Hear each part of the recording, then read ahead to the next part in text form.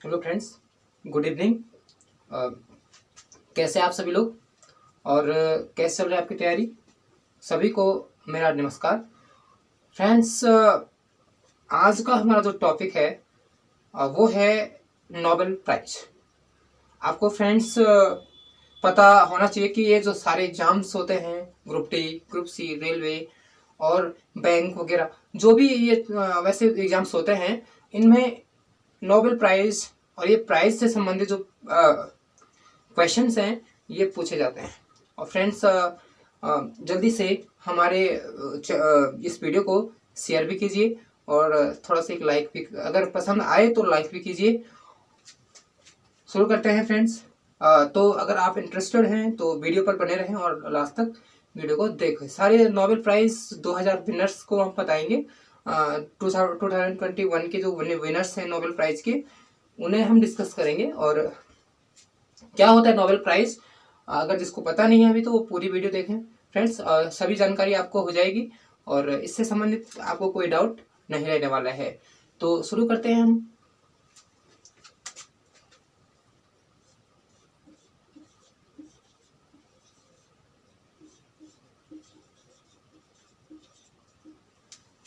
Friends, हम बात करेंगे नोबेल प्राइज की। तो नोबेल प्राइज क्या होता है फ्रेंड्स? ये एक अंतर्राष्ट्रीय स्तर पर दिए जाने वाला सबसे बड़ा पुरस्कार है। अंतर्राष्ट्रीय लेवल पर सबसे बड़ा पुरस्कार नोबेल प्राइज को माना जाता है फ्रेंड्स। अब हम बात करेंगे फ्रेंड्स, ये नोबेल प्राइज जो है, इसमें कितनी धनराशि इसमें दी जाती है, क्या प्रावधान इसके होते हैं, किस व्यक्ति को ये प्राइज मिलता है, और ये कब से देना शुरू हो गया था, कब से प्रारंभ हुआ, और इससे लेकर के सारी कौन इसको देता है, कौन इसको प्रदान करते हैं, तो इसे हम सारी इस वीडियो में बात करेंगे। तो फ्रेंड्स, नोबेल प्राइज जो है, आपको मैंने बता दिया, अंतर्राष्ट्रीय स्तर पर दिए जाने वाला सबसे बड़ा पुरस्कार है। इसके बाद हम बात करें फ्रेंड्स, तो ये नोबेल इसका नाम क्यों आता है फ्रेंड्स? नोबेल क्यों बोलते हैं इसको? क्योंकि फ्रेंड्स आपको पता होना चाहिए कि एक वैज्ञानिक हुआ करते थे जिनका नाम अल्फ्रेड नोबेल था। और अल्फ्रेड नोबेल ऐसे वैज्ञानिक थे जिन्होंने बहुत सारी खोजें की थी। और कहाँ के थे फ्रेंड्स? वो थे स्वीडन के थे। उन्होंने बहुत ज्यादा खोजें की थी, लगभग Alfred Nobel friends, Alfred Nobel की स्मृति में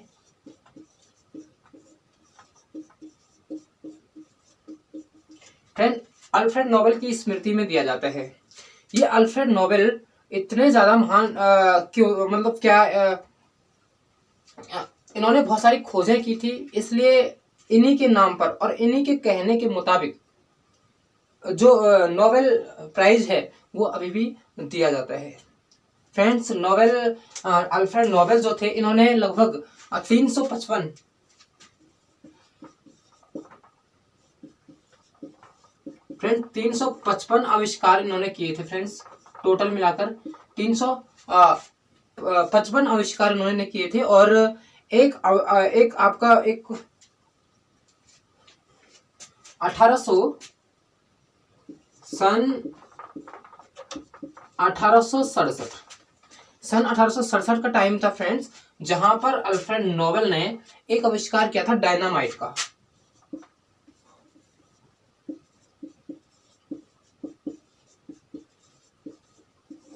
किसका आविष्कार फ्रेंड? डायनामाइट का आविष्कार। इनके सभी आविष्कारों में सबसे बड़ा आविष्कार माना जाता है इसको। डायनामाइट का आविष्कार उन्होंने किया था और 1867 में किया था फ्रेंड्स। तो अल्फ्रेड वेगनर, इन्होंने क्या किया बाद में कि जब इनकी डेथ हो गई थी और उसके बाद इन्होंने अपना जितना भी पैसा, जितने भी आविष्कार से इनको मिले थे, वो सारे पैसे इन्होंने एक ट्रस्ट को दे दिया। अब ट्रस्ट को दिया तो वो एक स्वीडिश अकेडमी थी, स्वीडिश अकेडमी को इन्होंने ये सारा पैसा दिया और कहा कि मेरा ये पैसा उन लोगों को दिया जाए जो विश्व के विश्व के जो अच्छे कार्य हैं या फिर जो कुछ खोज हैं या फिर किसी भी प्रकार का बड़ा कार्य, उनके लिए ये पैसा दिया जाए। तो अभी भी फ्रेंड्स तब से उनकी याद में नोबेल प्राइज दिया जाता है। और ये फ्रेंड्स यहाँ पर कितना इसमें पैसा दिया जाता है, तो मैं बात करूँ पैसे की, तो 10 lakh dollar friends, 10 lakh dollar यहाँ पर दिया जाता है। और एक प्रशस्ति पत्र भी दिया जाता है।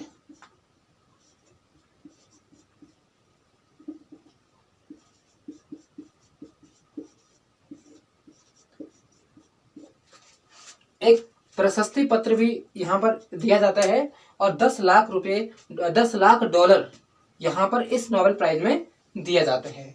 तो फ्रेंड्स यहाँ पर हमने बात की है कि नोबेल प्राइज क्यों दिया जाता है, किसके नाम पर दिया जाता है, तो अल्फ्रेड नोबेल के नाम पर यह दिया जाता है। और अल्फ्रेड नोबेल स्वीडन के एक वैज्ञानिक थे जिन्होंने कुल मिलाकर के 355 आविष्कार किए थे। और उनमें से एक आविष्कार सन 1869 में कौन सा था, डायनामाइट का आविष्कार था।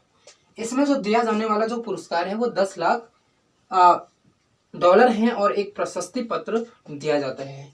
अब हम बात करें फ्रेंड्स, ये कब से ये कौन प्रदान करता है, हम इसकी बात करते हैं। तो फ्रेंड्स ये एक नोबेल फाउंडेशन के द्वारा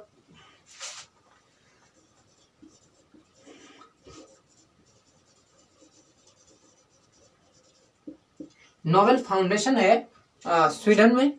तो इनका जो नोबेल फाउंडेशन का जो वहां पे नाम है तो वो है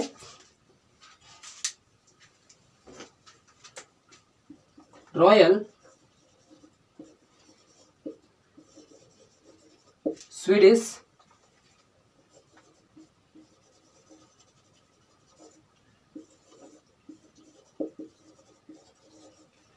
फ्रेंड्स, ये नाम है royal Swedish academy of sciences. तो इसके द्वारा अब क्वेश्चन आता है कि नोबेल प्राइज कौन प्रदान करता है, तो royal Swedish academy of sciences Nobel foundation के तहत इस संगठन के द्वारा ये प्रदान किया जाता है। अब बात करें फ्रेंड्स कि ये कब से इसको दिया जाने लग गया है, नोबेल प्राइज की शुरुआत कब से हुई है। तो फ्रेंड्स ये आपका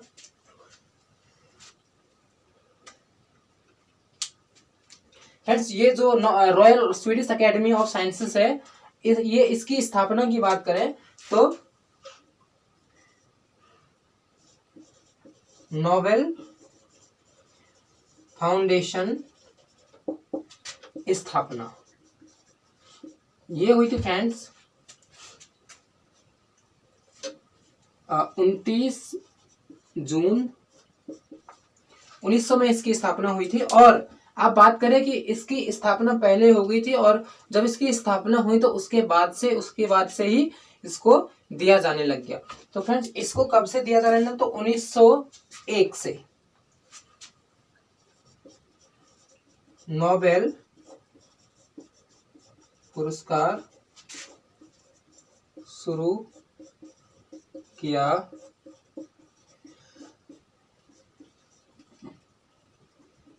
1901 से फ्रेंड इसको दिया जाने लग गया।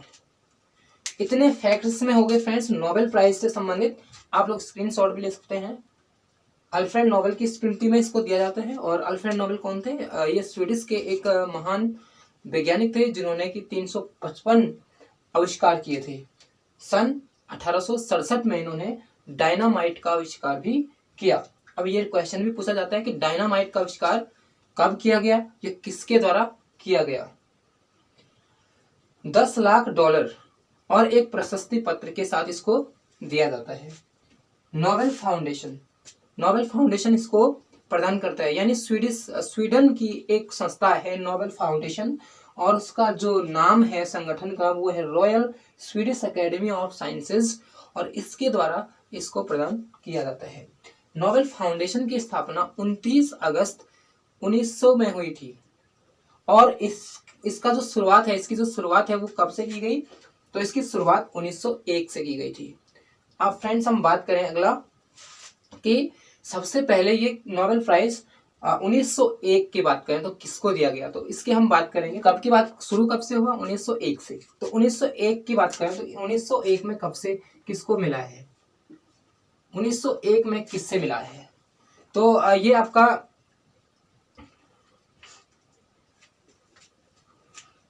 रेड क्रॉस,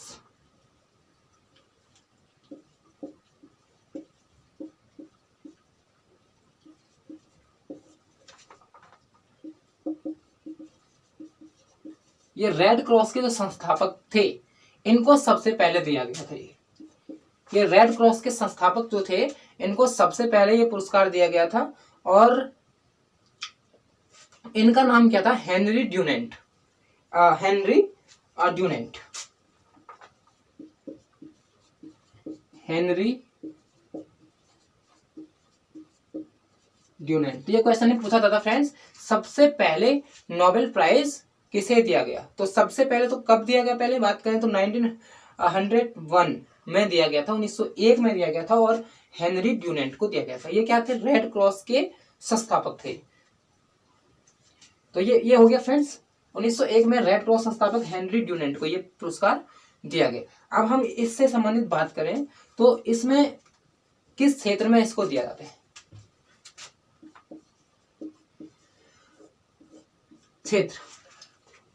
क्षेत्र की बात करें तो किस क्षेत्र में इसको दिया जाता है, मतलब कुछ निश्चित क्षेत्र हैं जिनमें कि अधोमुखी प्रवृत्ति के कारण से इस पुरस्कार को दिया जाता है।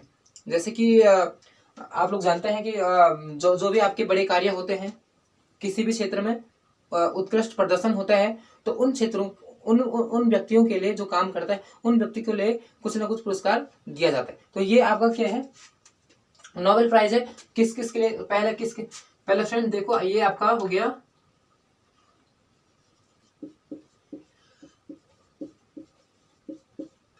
पहले तो भौतिकी के क्षेत्र में दिया जाता है,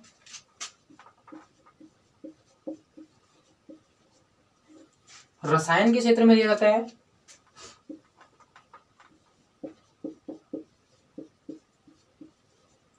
साहित्य के क्षेत्र में दिया जाता है,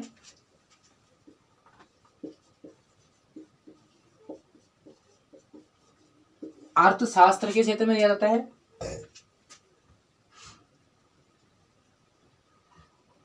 और एक शांति के क्षेत्र में दिया जाता है।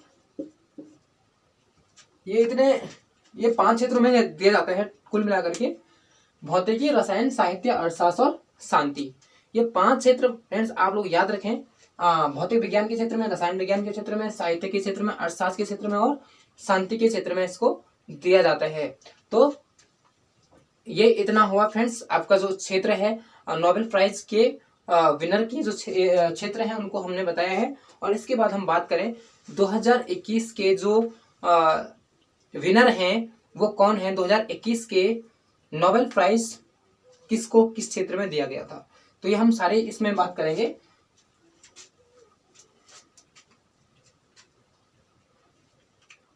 हाँ एक बात और फ्रेंड्स, यहाँ पर आप देख सकते हैं जो भौतिकी है और रसायन है, साहित्य है, अर्थशास्त्र, स्वीडन की अकेडमी, स्वीडन की एक संस्था नोबेल फाउंडेशन ऑफ स्वीडन, जो भी स्वीडिश अकेडमी ऑफ साइंसेज है उनके द्वारा दिया जाता है, जो भी मैं बात कर रहा था। और ये जो आपका शांति का जो पुरस्कार है ये नॉर्वे प्रदान करते हैं, ना कि स्वीडन। कौन सा देश इसको प्रदान करते हैं, नॉर्वे, और नॉर्वे की संसद में इसको दिया जाता है। तो फ्रेंड्स ये हो गया आपका, केवल आपको इतना याद रखना है कि जो शांति का जो पुरस्कार है ये कौन प्रदान करता है, नॉर्वे की संसद के द्वारा इसको दिया जाता है। नॉर्वे की संसद जो होती है वो इसको प्रदान करती है, और बाकी ये 4 जो है इनको स्वीडन की संस्था प्रदान करती है। अब हम बात करेंगे जो 2001 के विनर, 2021 के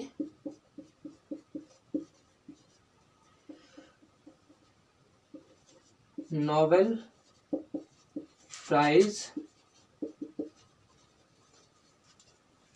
2021 के नोबेल प्राइज विनर कौन कौन से हैं, किस क्षेत्र में किसको मिला है, तो अब इसकी बात करते हैं।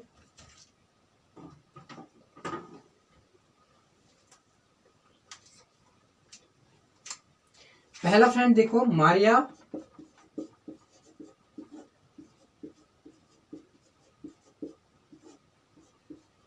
मारिया रेसा, इसका नाम क्या है, मारिया रेसा है। और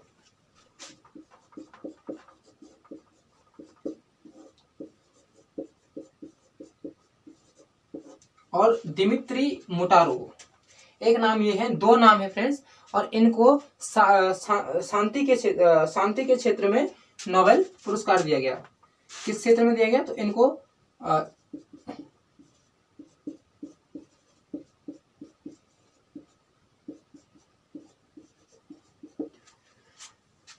शांति के क्षेत्र में नोबेल पुरस्कार इनको दिया गया। तो कौन थे, मारिया रेसा और दिमित्री मोटारोव, इन दोनों को क्यों दिया गया?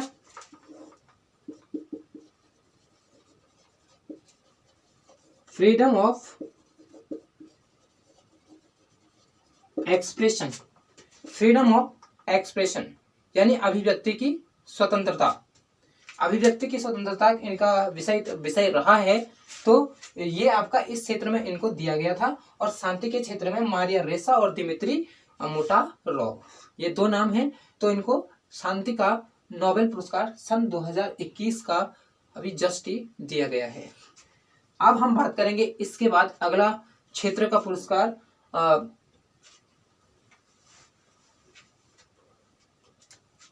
सेकंड है Abdul रज़क Gurnah. Friends, Abdul रज़क Gurnah, इसको किस क्षेत्र में दिया गया, तो इसको साहित्य के क्षेत्र में, लिटरेचर के क्षेत्र में इसको दिया गया है। और साहित्य के क्षेत्र में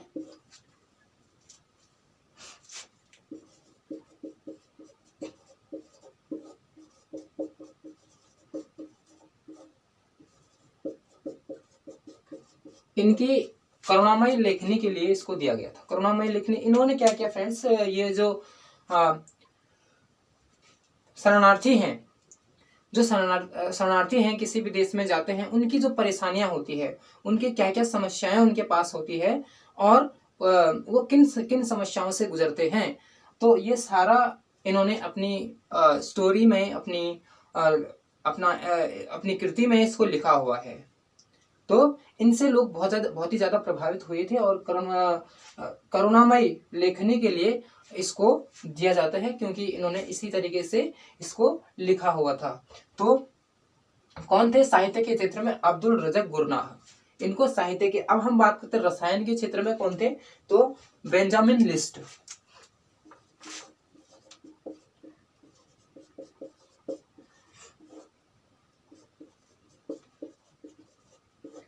कौन थे फ्रेंड्स, बेंजामिन लिस्ट। और एक नाम और है,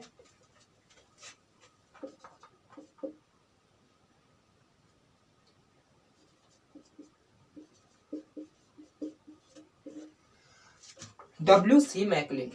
ये दो नाम हैं, बेंजामिन लिस्ट और W.C. मैकलिन को रसायन के क्षेत्र में इनको ये पुरस्कार दिया गया था।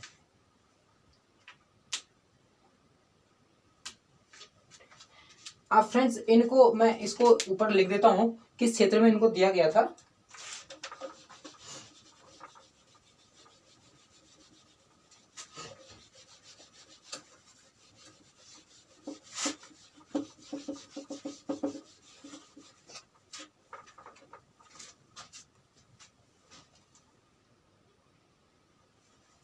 फ्रेंड्स, ये हैं बेंजामिन लिस्ट और W.C. मैकलिन, इनको रसायन विज्ञान के क्षेत्र में दिया गया। क्या काम किया था इन्होंने, तो इन्होंने एस मैट्रिक ऑर्गेनो कैटालिसिस की थ्योरी इन्होंने दी थी। एस मैट्रिक और ऑर्गेनो कैटालिसिस। तो फ्रेंड्स, ये क्या थे, ये अणुओं से संबंधित थे, ये छोटे छोटे कणों से, मॉलिक्यूल से संबंधित थे। और ये क्या है, उन्होंने मॉलिक्यूल का जो सिद्धांत है वो दिया है, आप लोग इसको देख सकते हैं।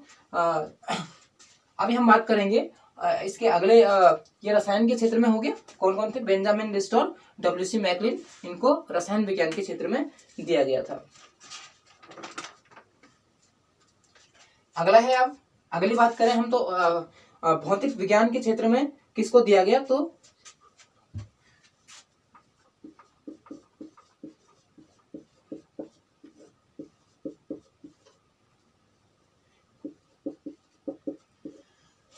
शिवकुरे मोनाबे, ये नाम था एक भौतिक विज्ञान के क्षेत्र में। और यहाँ पर 3 नाम हैं फ्रेंड्स।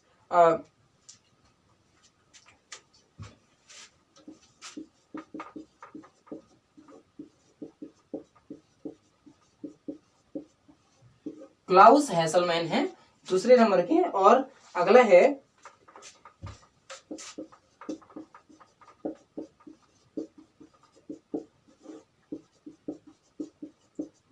ये 3 नाम है फ्रेंड्स, शिवकुरो मोनाबे, क्लाउस हैसलमैन और जियोर्जियो पारसी। तो ये तीनों को किसके क्षेत्र में दिया गया, भौतिकी के क्षेत्र में। ये भौतिकी के क्षेत्र में दिया गया। और भौतिकी के क्षेत्र में इन्होंने क्या काम किया, तो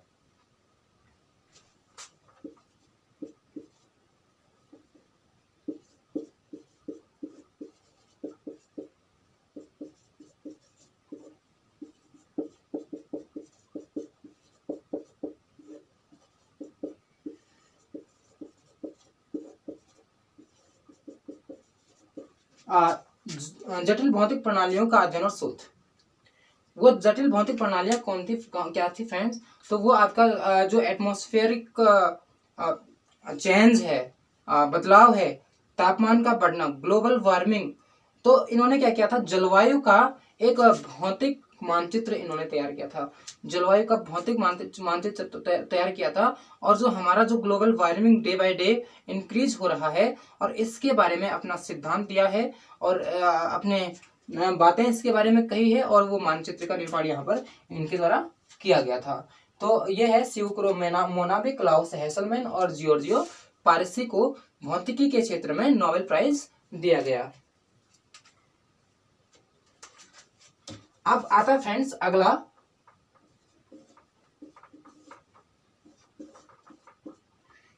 नाम चिकित्सा के क्षेत्र में आता है।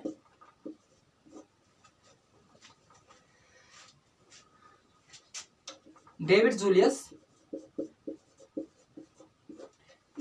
जूलियस थे और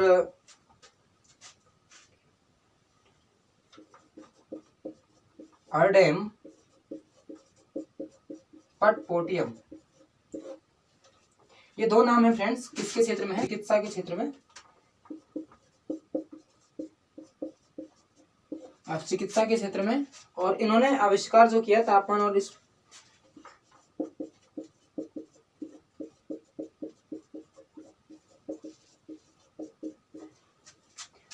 और स्पर्श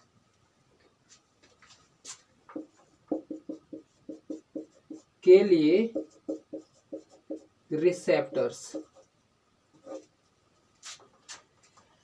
ये रिसेप्टर्स क्या हैं फ्रेंड्स, ये एक फिजिकली जैसे आपका जो तापमान है, क्लाइमेट का बदलाव है, उनसे क्या होता है, जस्ट शरीर में क्या होता है, बहुत ही ज्यादा पेन होना शुरू हो जाता है, बहुत ही ज्यादा मतलब दर्द होना। उन दर्द के रीजन के लिए क्या कारण उनके होते हैं, तो उनके समाधान के लिए इन्होंने ये रिसेप्टर्स जो आपका शोध है यहाँ पर ये बनाया है। और इसके द्वारा हम आसानी से अब अपने जो पेन्स हैं और वो क्यों हो रहे हैं, किसकी वजह से हो रहे हैं, और उसमें कौन सा ट्रीटमेंट हमको करना है, तो ये सारे थ्योरीज इन्होंने दी है। और चिकित्सा के क्षेत्र में डेविड जूलियस हो गया और आर्डेम पटपोटियम हो गए, इन दोनों को मिला हुआ है। अब अगला जो बचा हुआ है वो है अर्थशास्त्र के क्षेत्र में, आर्थिक के क्षेत्र में, आर्थिक विषयों के क्षेत्र में। तो ये है फ्रेंड्स आपका आर्थिक विषयों के क्षेत्र में। तो ये कौन है, यहाँ पर करना होगा फ्रेंड्स अगले इसमें।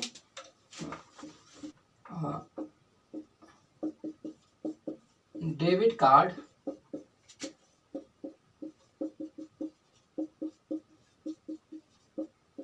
कैलिफोर्निया विश्वविद्यालय,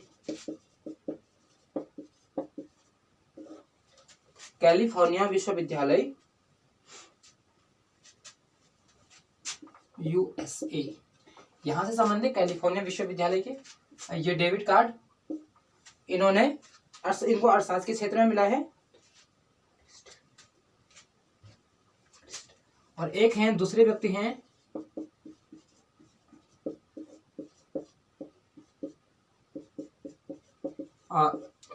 जोगवा एंग्रिस्ट, और तीसरे व्यक्ति हैं गुड्डो इम्बेंसन। ये तीन व्यक्तियों को अर्थशास्त्र के क्षेत्र में मिला है। आर्थिक विज्ञान के क्षेत्र में, अर्थशास्त्र के क्षेत्र में इनको दिया गया है। और ये कौन थे? पहले तो ये डेविड कार्ड कौन थे? कैलिफोर्निया विश्वविद्यालय के थे कोई, और यूएसए में। और दूसरा नाम है जोगवा एंग्रिस्ट, और तीसरा नाम है आपका गुड्डो इन्वेंशन। तो इनको साहित्य की इनको आर्थिक विज्ञान के क्षेत्र में दिया गया। और ये कुछ नहीं था ज्यादा टॉपिक, कारण संबंधों का विश्लेषण।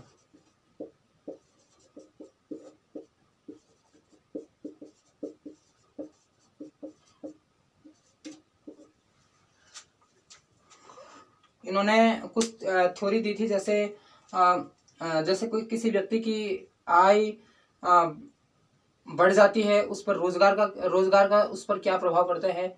इनकम बढ़ने से क्या रोजगार कम हो जाएगा, या फिर अगर रोजगार कम है तो क्या व्यक्तियों की इनकम औरों की इनकम बढ़ सकती है। तो इस तरीके से ये कारण संबंधों का विश्लेषण इनका टॉपिक रहा है।